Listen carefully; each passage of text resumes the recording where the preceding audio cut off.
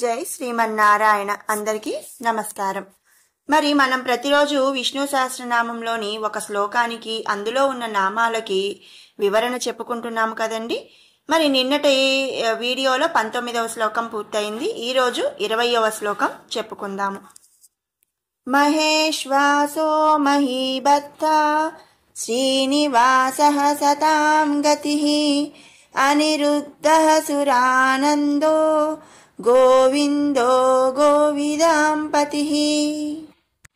మహేశ్వాసః మహాపరాక్రమవంతుడు భయంకరుడు అయినటువంటి శ్రీమన్నారాయణుడి శక్తికి ఎదురు నిలిచే శక్తి మరి వేరే ఏది కూడా లేదు అని చెప్పి మనం ముందు నామాలన్నిట్లో కూడా మరి చెప్పుకుంటూ ఉన్నాము. అతడే సర్వశక్తిమంతుడు, రాక్షసుల సంహారమునకు మరి మిక్కిలి గొప్పవైన శరీరములను విడిచిన వాడనమాట. రావణుడితో యుద్ధమునందు శ్రీరాముడు విడిచిన బాణములు మిక్కిలి శక్తివంతమైనది. రామావతారమునందే కిష్కింధకాండలో శ్రీరాముడు సీతను వెతుకుచుండగా మరి రాముడిని చూశాడు సుగ్రీవుడు. ఆంజనేయుడు వెళ్లి శ్రీరాముని వివరాలు తెలుసుకొని ఈ ఋష్యమూక పర్వతం మీదకు తెచ్చాడు. సుగ్రీవుడు రామునితో సంభాషించి తన అన్న వాలిని చంపిన తనకి పట్టం కడితే మరి సీత జాడను తెలుసుకొనుటకు సాయం చేస్తాను అని చెప్పాడు. మరి ఇక్కడ మనం ఇదంతా కూడా చూస్తే ఏంటి అంటే శ్రీరాముడికి చేతగాక కాదండి, మరి మధ్యలో చేయవలసిన కొన్ని పనులు కూడా ఆయన చేసుకుంటూ వెళ్ళాడనమాట.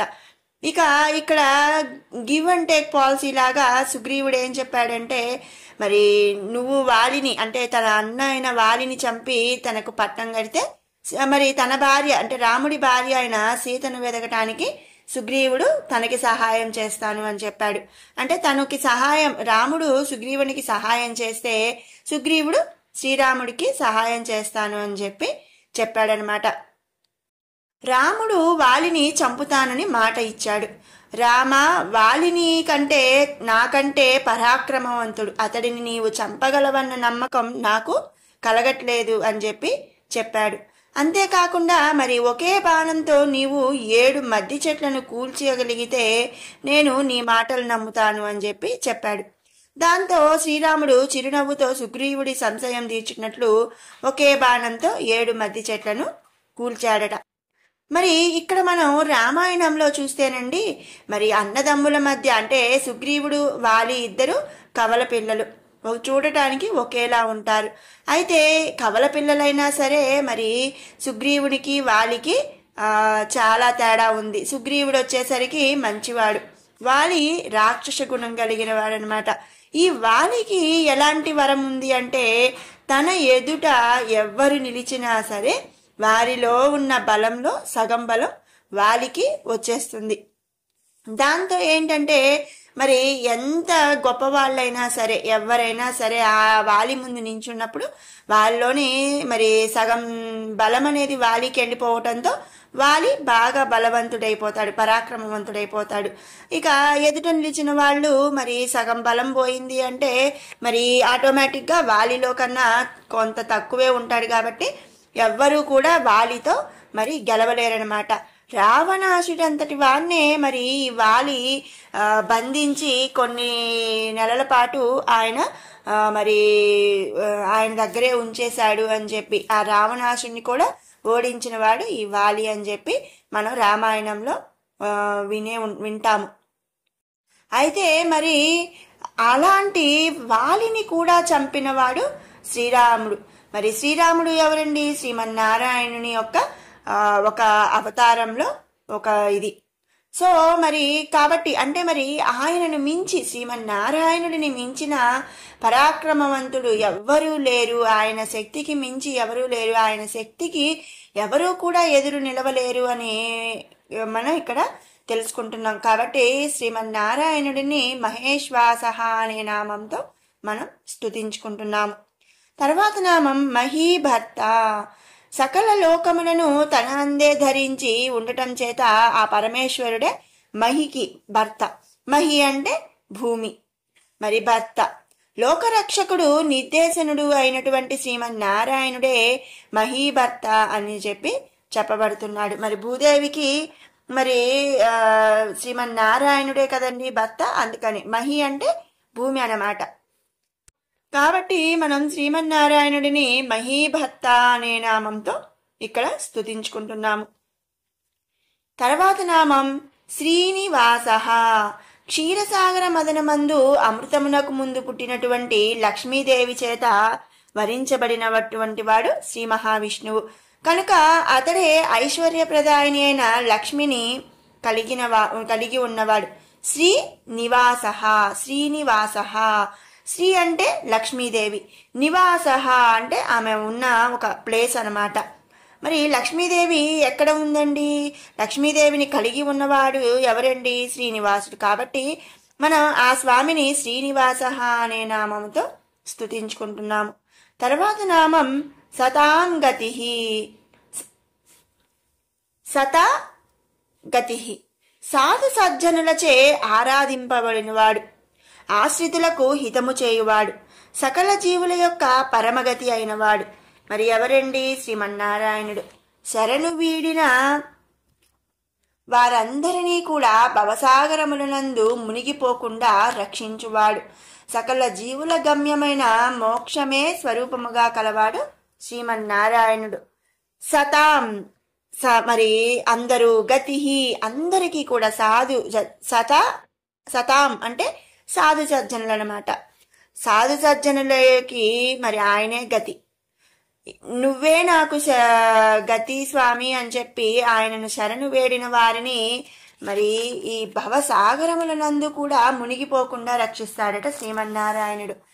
మరి మన తోడు ఎవ్వరున్నా లేకపోయినా సరే శ్రీమన్నారాయణుడు మనకి తోడుగా ఉంటే చాలు అని చెప్పి మరి ఈ నామం యొక్క మరి అర్థం అన్నమాట. ఏంటి అంటే మరి ఎవ్వరి చెయ్యి విడిచినా విడవకపోయినా, ఎవరు ఉన్నా లేకపోయినా ఆ దేవుని కాళ్ళు పట్టుకొని నువ్వే నాకు గతి అని చెప్పి మరి ఆ స్వామిని శరణం వేడితే ఇక అలాంటి వాళ్ళకి మోక్షమే తప్పించి కష్టాలేవి ఉండవు అని చెప్పి మన పెద్దలు చెప్తూ ఉంటారు. మరి సకల జీవులకి గమ్యం ఏంటండి? మోక్షం. మరి మనం అందరము ఎవ్వరమైనా సరే ఒక శివుని శైవులు కానీ మరి వైష్ణవులు కానీ ఎవరైనా సరే ఏ దేవుణ్ణి పూజించినా మరి ఎవరైనా సరే మరి కోరుకునేది మాత్రం ఏంటండి? మోక్షం ఒక్కటే. మనం కాకపోతే ఆ స్వామి స్వరూపాలు మారుతూ ఉంటాయి. ఒకళ్ళు మరి ఆంజనేయ స్వామిని పూజిస్తారు, ఒకళ్ళు విష్ణుమూర్తిని, ఒకళ్ళు పరమేశ్వరుని, అట్లా రూపాలు మారినా కూడా మరి మనం అందరము కోరుకునేది మోక్షం. మరి ఆ మోక్షానికి స్వరూపం ఎవరండి? శ్రీమన్నారాయణుడు. మరి మనం ముందు నామాలన్నిట్లో కూడా చెప్పుకున్నాం. ఈ సకల జగత్తు మరి మానవులు కానీ, సూక్ష్మ జీవులు కానీ, జంతువులు కానీ, దేవతలు కానీ, మరి పంచభూతాలు, వీటన్నిటిలో కూడా అంతర్యామిగా ఉంటున్నాడు శ్రీమన్నారాయణుడు. అంటే ఇవన్నీ కూడా ఆయన స్వరూపాలే అని చెప్పి మనం ముందు నామాల్లో కూడా చెప్పుకుంటూ ఉన్నాము. మరి జీవులందరికీ గమ్యమైన మోక్షమే స్వరూపముగా కలవాడు కాబట్టి ఆ స్వామిని సతాం గతి అనే నామముతో ఇక్కడ స్తుతించుకుంటున్నాం. తర్వాత నామం అనిరుద్ధ. విశేషమైనటువంటి శక్తి సామర్థ్యము కల పరమేశ్వరుడు తన ఆశ్రితుల కొరకు, లోక కళ్యాణం కొరకు చేయు సకల కార్యములనందు కూడా అడ్డగింపు వారిని సంహరించు భయంకరుడు శ్రీమన్నారాయణుడు. అతనికి సాధ్యాసాధ్యములు లేవు కనుక అడ్డగించుట ఎవ్వరికీ సాధ్యము కాదు. మరి ఇంతకు ముందు మనం చెప్పుకున్నాము, ఆ స్వామికి అసాధ్యం అనేది ఏదీ లేదు. ఆయనకి ఎదురు నిలిచే వాళ్ళు ఎవరు లేరు, ఆయన శక్తికి దీటి ఎవరు లేరు అని మనం ఇలా చెప్పుకుంటూ ఉన్నాము. మరి అనిరుద్ధుడు అంటే ఏమిటి అంటే మరి ఎలాంటి అడ్డంకులైనా సరే మరి తొలగించేవాడనమాట. మరి మనం లోక కళ్యాణం కొరకు సకల కార్యములనందు ఏ కార్యమైనా సరే మరి ఒక మంచి పనిలో ఎలాంటి అడ్డంకు వచ్చినా కూడా మరి ఎవరైనా అడ్డంకులు కలిగిస్తున్నా సరే అలాంటి వారిని సంహరించే, అలాంటి మరి అడ్డగింపు వారిని సంహరించే భయంకరుడు శ్రీమన్నారాయణుడు.